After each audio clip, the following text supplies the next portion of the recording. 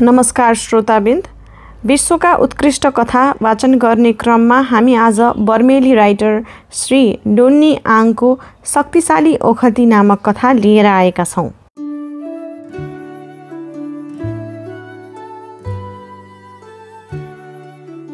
नुहाउन जाँदा औँठी फुकालेको थिएँ भन्ने तिमीलाई पक्का छ?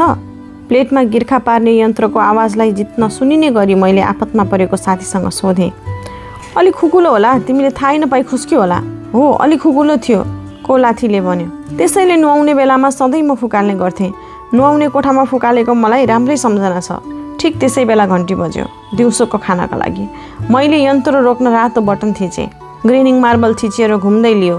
ग्राफिक जिङ्क प्लेटमा आएर थामियो। कोलाथी र म 1 वर्षभन्दा बढीदेखि त्यही यन्त्रमा काम गर्दै थियौँ र दुवैमा एक प्रकारको भातृत्व प्रेम थियो। सुती कपडाको कारखानामा काम गर्ने अरू 2 साथीका साथ हामी एउटै कोठामा बस्दथ्यौँ। कोलाथी र म आइतबार र बिदाका दिनहरू छाडी अरू दिन महिनाभरको 30 क्याट्स बर्मेली मुद्रामा एउटी बुढी महिलाले ल्याउने गरेको दिउँसोको खाना खाइसकेका थियौँ। कोलाथी र म थोरै खाने हुँदा एक टिफिन क्यारियरमा ल्याइएको खानाले हामी दुवैलाई पुग्दथ्यो। कोलाथीले एउटा खाली मसीको बट्टा झिक्यो जसले विगत 7 महिनादेखि टेबलको काम दिएको थियो र त्यसमाथि टिफिन क्यारियर राख्यो। अब नयाँ टेबल चाहिन्छ। त्यो बुढी आइमाईले ल्याएको तरकारीको फोहोर लागेको चिन्हहरूलाई हेर्दै उसले भन्यो। हो, मैले स्वीकार गरेँ र अरू नयाँ मसी आउँदा एउटा प्राप्त गरौँला। कोलाथीले बडो सुस्तरी टिफिन क्यारियरको माथिल्लो बिर्कोमा हात राख्यो। प्रार्थना गर्न लागे झैँ उसले आँखा बन्द गर्यो। हाँसको फुलको तरकारी पहिले ठट्टा झैँ भइसकेको थियो र ठट्टाको अतिरिक्त त्यो बुढीले 6 दिनमा 4 दिन हाँसको फुलको तरकारी दिन थालेकी थिए। कोलाथीले बिर्को उगार्यो र आँखा खोल्यो। भित्र हेर्दा उसको आँखा झन् ठुला भए। उसले त्यहाँबाट कागजको एक टुक्रो निकालिहाल्यो। यो क्या हो? ऊ चिच्यायो। जहिले पनि पैसा तिर्न तिमीहरू 4 दिन पछाडि हुन्छौ। पैसा छैन, तरकारी पनि छैन। त्यस बुढियाले हामीलाई के सम्झिरहेकी छ? के त्यसको पैसा नतिरी हामी भाग्छौँ? त्यहाँ तरकारी नभए पनि मनग्गे भात, सुप र सेकेको नुनिलो माछा थियो। हामीले भोको पेट भर्न थाल्यौँ। मलाई पक्का लाग्छ त्यो फटाहा कोथालीले आफ्नो हराएको औँठीतिर कुरा मोड्दै भन्यो। म बाहिर निस्केपछि नुहाउने कोठा जाने त्यही थियो र त्यो चाँडै निस्क्यो पनि। तिमीलाई सम्झना छ?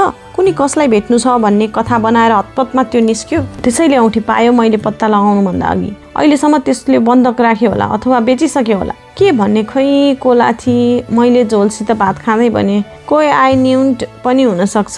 होइन, कोही आई न्युन्ट त हुनै सक्दैन। कोलाथीले नुनिलो माछाको टुक्रा टोक्दै भन्यो। त्यो त महिनामा एक पटक मात्र नुहाउँछ। तिमीलाई थाहै छ। वास्तवमा त्यो बाथरुम त्यहाँ नभए पनि हुन्थ्यो भन्ने ऊ विचार गर्छ। अब यो कुरा कसरी सुल्झाउने? मैले धारामा हात फैलाएर भने। कोथा मिन्टसँग सोध्यो। मैले आफ्नो रिकापी पखालेर आफ्नो लुङ्गी बर्मेली वस्त्रमा हात पुछेँ। हो, कोलाथीले धारामा आएर भन्यो। हिजो औँठी हराएको थाहा पाएपछि फोरम्यानसँग आधा घन्टाको बिदा लिएर म खोज्न गएँ तर पाइनँ। मैले तुरुन्त कोथा मिन्टको शङ्का गरेँ। मलाई पक्का छ त्यसैले लियो होला। अहिलेसम्म त बन्दक राखिसक्यो होला अथवा बेचिसक्यो होला। मैले हिजो बिहान उसँग सोधेँ र उसले सिधै इन्कार गर्यो। तर त्यो चोर सुँगुरले मेरो आँखामा हेर्न सकेन। ऊ भाग्न सक्दैन। औँठी त पाउन्न तर त्यसको ठेगान लाउँछु। के भनेको? मैले सोधेँ। कुनै मूर्ख काम त गरौला भन्ने लाग्दैन? होइन, कोलाथीले अनुहारमा मुस्कान लिएर भन्यो। म कुनै मूर्ख काम गर्न लागेको छैन। तर मलाई निश्चय छ उसले औँठी मात्र छोएको भए पछताउनु पर्नेछ। हामीसँग चुरोट कति छ? मैले सोधेँ। कोलाथीले टेबल घरा तान्यो र यत्र तत्र खोज्यो। अफसोस, सबै खलास, ऊ गुनगुनायो। तर यता कता एउटा ठुटो थियो। यहाँ रहेछ। पर्खालको पालबाट चुरोटको ठुटा झिकेर सल्काएको छिटो छिटो तान्यो र मतिर बढ्यो। साङचाङमा एक ज्यादै चलाक झाँक्री ज्योतिषी छन्, उसले बडो दृढ स्वरमा भन्यो। ऊ धेरै शक्तिशाली ओखती जान्दछ र उसले धेरै मान्छेको हराएको सामानहरू फेला पारिदिएको छ। मान्छेलाई नछोइकनै उसले अङ्गभङ्ग गर्न समेत सक्छ। म उसको मेरो औँठी बारे सोध्न जान लागेको छु। मेरो औँठी चोरेको भए परमेश्वरले कोथा मिन्टलाई सहायता गरून्। यस्तो ओखतीमा तिमी विश्वास गर्छौ? उसलाई ठुटो दिँदै भने। जरुर, उसले आश्चर्य प्रकट गर्यो। के तिमी पत्याउनु? मैले तुरुन्त उसलाई जवाफ दिइनँ। म 14 वर्ष हुँदाखेरिको एउटा घटना म विचार गर्दै थिएँ। काम सुरु गर्न अझै आधा घन्टा बाँकी छ मैले भने। 14 वर्ष हुँदा मैले भेटेको एउटा साय झाँक्री ज्योतिषीका बारे म तिमीलाई भन्छु। मैले आफ्नो परिवारको पृष्ठभूमि दिएको छैन। मेरो बुवा आमा धनी मान्छे थिएनन् तर गरिब पनि थिएनन्। म भन्दा कान्छा 2 भाइ र 1 बहिनीका साथ हामी मेमियोमा एउटा भाडाको घरमा बस्दथ्यौँ। हाम्रो घरमा बिजुली बत्ती र पानी थिएन। बाटोको छेउमा धारा थियो तर घरबाट केही टाढा। पानी नभएका अरू घरमा झैँ हामीले पानी ल्याउन थाम्बी नाउँको एक व्यक्तिलाई काममा लगाएका थियौँ। 2 टिन पानीको 10 क्याट्स लिन्थ्यो। आमाले लुगा धुने बार बाहेक अरू दिनमा हाम्रो घरलाई 2 टिन पानीले प्रशस्त पुग्दथ्यो। यो थाम्बीको सबै कुरा बेस थियो, तर एउटा खराब बानी थियो, ऊ प्रशस्तै पिउँथ्यो। गर्ने कामको निम्ति अग्रिम पेस्की लिन हरेकसँग ऊ जोड गर्थ्यो। थाम्बीले हामीलाई दिनुपर्ने पानी कहिले पुर्याउन सक्दैनथ्यो। बासी रक्सी गनाउँदै थाम्बी प्रत्येक बिहान सबेरै आउँथ्यो। आफ्नो काम चुपचाप छिटो छिटो गर्थ्यो। काम सकेपछि घरै पछि बजार गर्नुपर्ने कुरा सोध्दै हिँड्थ्यो। यसबाट उसलाई थप आय हुन्थ्यो। कार्यव्यस्त गृहिणीहरू बजार जान नभ्याउने हुँदा 10-20 क्याट्समा थाम्बीलाई काम लाउँथे। आमालाई पनि कामको भिडले गर्दा थाम्बीमै निर्भर हुनु पर्थ्यो। थाम्बीको समर्थनमा मैले एउटा कुरा भन्नै पर्छ, विभिन्न कामहरू लगाइए पनि ऊ कहिल्यै भुल गर्दैनथ्यो। ऊ शिक्षित थिएन, तर भनिएको कुरा अंकित गरिराख्ने उसको चलन थियो। प्रत्येक घरमा कार्य गर्नु पर्दा ऊ एउटा कागजको टुक्रा र कलम लिएर चिन्नु लगाउँथ्यो। त्यो गृहिणीहरूको परिचय ऊ त्यही कागजमा पत्ता लाउँथ्यो। उही किसिमको र आकारका 2-3 कागज भए ऊ कागजको कुनै कुनामा च्यातिदिन्थ्यो। मालको आवश्यकता चिन्नु लाउनु पनि उसको आफ्नै तरिका थियो। फूलको लागि ऊ एउटा घेरो तान्थ्यो। 2 घेराको अर्थ 2 फूल र 12 घेराको अर्थ 12 फूल हुन्थ्यो। कुखुराको फूल सामान्य घेरा र काटिएको घेरा हाँसको फूल हुन्थे। फूलको मुनि 2 धर्सा तानेपछि कुखुरा जानिन्थे, कारण 2 धर्साले खुट्टा जनाउँथे। मासु भन्न पर्यो भने 2 धर्सा भएका फूलमा पुच्छर थपिदिन्थ्यो। यस प्रकार घेरा र धर्साहरू आलु, प्याज, खुर्सानी, खाने तेल आदि सम्पूर्ण कुरा ऊ जनाउन सक्थ्यो। उसको संकेत भाषामा खाने तेल जनाउन छाल उठेको जस्तो तलमाथि गरेको धर्सा लेखिन्थ्यो। खाने तेल र कपालमा हाल्ने तेलमा फरक देखाउनु पर्दा ऊ कपाल जनाउने त्यसमा केही हतपते धर्सा कोर्दिन्थ्यो। अस्तु थाम्बी चतुर मान्छे थियो। उसको खराब बानी सिसी नै थियो। बजार गए बापत पाउने बक्सिसले नपुगेर ऊ केही नाफा गर्दथ्यो। अरूसँग गर्थ्यो गर्दैनथ्यो, तर आमालाई निश्चय थियो ऊ बजारको मूल्यमा अलिकति बढी लिन्थ्यो। सुरुमा आमाले वास्तै गर्नु भएन, तर समयको गतिले साथै थाम्बीले आफ्नो रक्सीको कोष बढाउन झन बढी लिन थाल्यो र कोमल हृदय आमाको निम्ति पनि यो असह्य भयो। आमाले सोझै भनिदिनु भयो, यदि उसले यसै प्रकारले बढी लिन थालेमा उहाँले आफैले नै बजार खरिद गर्न जानु पर्नेछ र थाम्बीको काम रोक्नु पर्नेछ। थाम्बी न रिसायो न पछुताउनै गर्यो। ऊ विरक्त भएर टाउको हल्लाउँदै गयो। भोलिपल्ट बिहान थाम्बी सदाको झैँ हाम्रो घरमा आयो। आमाको अघिल्लो दिनको कडा बोलीको वास्तै नगरी उसले कागज र कलम माग्यो। आमा हाँसो दबाएर उसको लागि विरक्त हुँदै बाकसबाट थैली झिक्नुभयो। उहाँले थाम्बीलाई 5 क्याट दिनुभयो र एउटा कुखुरा ल्याउन आज्ञा गर्नुभयो। उहाँले भान्साको खण्डमा थैली राख्नुभयो र मैले थाम्बीलाई यसलाई लोभिएर हेरिरहेको देखेँ। थाम्बी बजारबाट घर फर्कदा आमा कोठा बढार्दै हुनुहुन्थ्यो। उहाँले थाम्बीलाई बोलाएर कुखुरा र बाँकी रिजकी भान्सामा मासु राख्ने ठाउँमा राख्नु भन्नुभयो। केही मिनेटपछि जब उहाँ भान्सामा जानुभयो, उहाँको दृष्टि आफूले भान्साको खण्डमा छोडेको थैलीमा पर्न गयो। उहाँले थैली छिट्टै खोल्नुभयो र दाम गर्नुभयो। उहाँको डर प्रमाणित भयो। एक 10 क्याटको नोट हराएको रहेछ। आमाले मलाई थाम्बीको पछाडि दगुरेर गएर उसलाई फर्काएर ल्याउनु भन्नुभयो। म यथाशक्य छिटो दगुरे, तर म भन्दा थाम्बी धेरै छिटो रहेछ। उसको झुपडी अगाडि खेलिरहेका केही केटाहरूले भने कि थाम्बी अघि नै रक्सी पसलमा गइसकेको थियो। ऊ कहिले फर्कने हो कसैले मलाई भनेन। थाम्बी आफ्नो झुप्रोमा कहिले सुन्दैन जस्तो मलाई लाग्यो। रक्सी पसलबाट फर्कदा जहाँ लड्यो उही सडकको छेउमा ऊ रात बिताउँथ्यो। 10 क्याटको नोट चोरीको भोलिपल्ट बिहान थाम्बी फर्कदा आमा उसलाई पर्खिरहनु भएको थियो। उसले पानीको गाग्रो भर्न लाग्दा आमाले झपार्नु भयो। उहाँले सोध्नुभयो, थाम्बी किन तिमीले मेरो थैलीबाट 10 क्याट झिकेको? 10 क्याट? थाम्बी चिच्यायो, आँखामा शुद्ध निर्दोषताको झलक लिएर। तपाईले भुल गर्नुभयो होला आमागी। थाम्बीलाई आफ्नो अपराध स्वीकार गर्न लाउनु बेकार थियो भन्ने आमाले ठान्नुभयो। उहाँलाई लाग्यो एकपटक चोर्ने बानी लागेपछि अरू बढी चोर्दै जानेछ।